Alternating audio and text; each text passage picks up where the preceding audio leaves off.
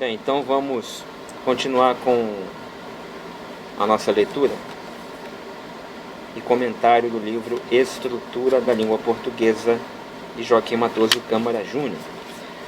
Lembrando que nós paramos no 6º ponto, que se insere dentro da segunda subdivisão, intitulada Variabilidade e Invariabilidade na Língua, que pertence, por sua vez, à primeira parte do livro que tem 3 partes, como vimos. Intitulada esta primeira parte, parte introdutória, onde Matoso faz considerações iniciais. Muito bem, então não tem muito o que dizer sobre a 6ª parte. O que se pode destacar quando ele diz assim: a gramática normativa tradicional, misturando alho com bugalhos, trata muitas vezes como, aspas, irregularidades, fecha aspas, da língua monoliticamente considerada, o que são na realidade regras para a gramática descritiva de uma dessas línguas particulares. Ou seja, ele vai dizer que a gramática normativa, ela muitas vezes apoda de irregular um comportamento linguístico que para Matoso Câmara é natural, é normal e, portanto, deveria ser a regra e não a irregularidade.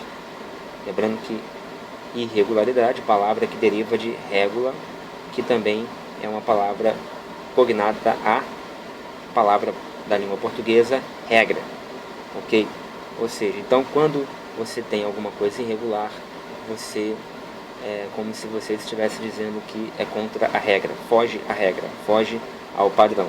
E a gramática normativa, segundo Matoso Câmara, apoda de irregular certos comportamentos que para ele seriam não irregulares, e sim regulares, conforme a regra.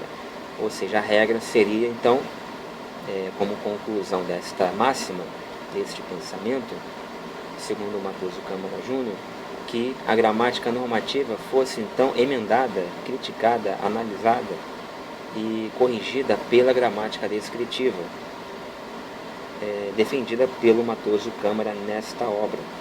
Então é por isso que ele diz, um pouco antes, na página 18, que a gramática descritiva deveria servir de ponto de partida para a gramática normativa.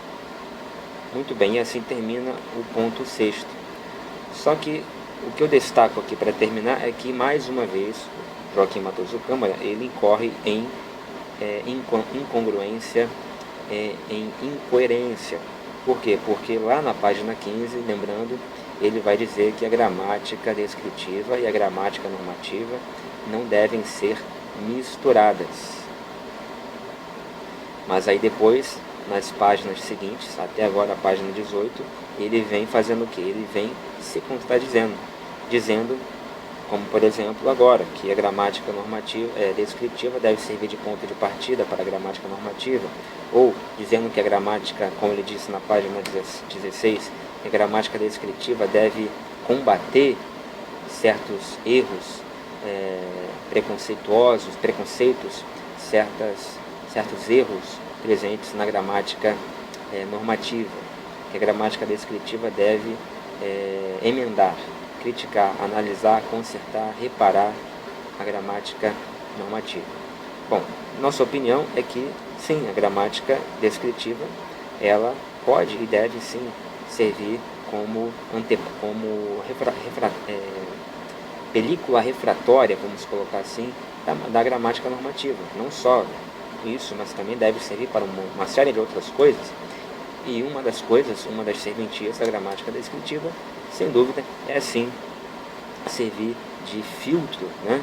de referência crítica para o aprimoramento da gramática normativa, porque eu parto do princípio de que tanto a gramática descritiva como a gramática normativa são componentes de uma dicotomia necessária, dicotomia natural a gramática com G maiúsculo, o tratado da gramática, a ciência chamada gramática, e que, portanto, não devem ser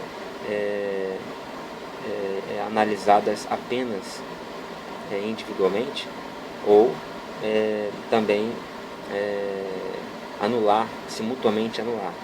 E sim, não, elas devem ser sim analisadas quando for conveniente isoladamente, mas também quando se quiser arvorar a definir, a especificar, a conceituar de maneira panorâmica a ciência gramática, quando se precisar dar um veredicto, se fizer um ensinamento ou dar uma declaração a respeito da gramática com G maiúsculo, inevitavelmente será necessário